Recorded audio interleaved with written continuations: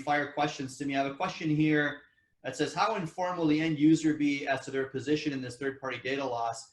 How will they decide who they want to be accessed by? Companies don't want the consumer to feel left behind because of their lack of knowledge due to governmental control or access to their data. So interesting question again is, I think kind of, the amalgam of both regulatory issues, these trusted identifiers going away. How will the consumer understand, one, what data is lost, and how that data is replaced, so that personalization can continue.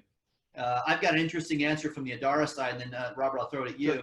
Sure. This is the whole premise for our permission data model, where our data partners, our consortium, feed you information and say, based on our consent, derived from the customer, from the data subject, this is how the data can be used. And I think, the world for a long time has relied simply on contractual protections to enforce these data rights.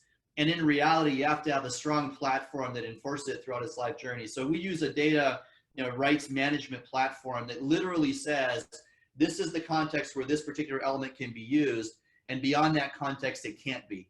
And so that helps, kind of control that issue of, permission data and consent. But over to you, if any thoughts on that question.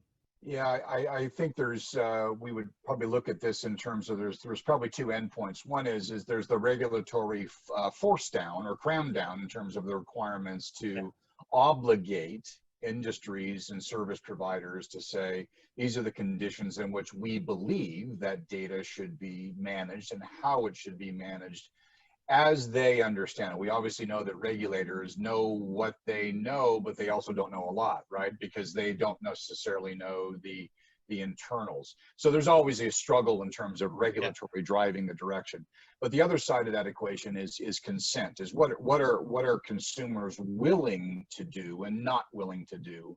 And in the middle is sort of the solutioning it has to govern the sort of reporting and understanding of what I'm consenting to do, what are my rights and the will and the ability to do it, and the experiences that I begin to see evolve, or if I see something where my behavior online, if I'm looking for, let's say, a car part, now suddenly turns into a barrage of digital content that I'm being hit with, I am going to choose to no longer go have a relationship with that brand or those brands I was inquiring in.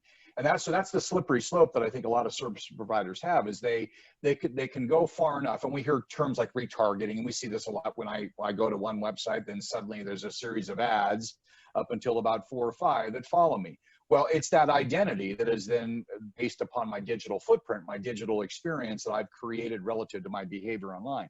So I think, again, there's a balancing act across these endpoints, as well as something in the middle that says, I, as a provider like Adara, we have a strategy, we have an opinion, we have a solution set that better enables this. And so customers who embrace and engage that will end up having a better deliverable for the market. So again, I think this is something we look at and say, how do we strike that balance? But again, it isn't necessarily a clinical discussion that says, this is the right solution because everybody else is using it. No, this is the right solution I've architected relative to how I want to conduct business with these other factors in mind. Hey, this is a great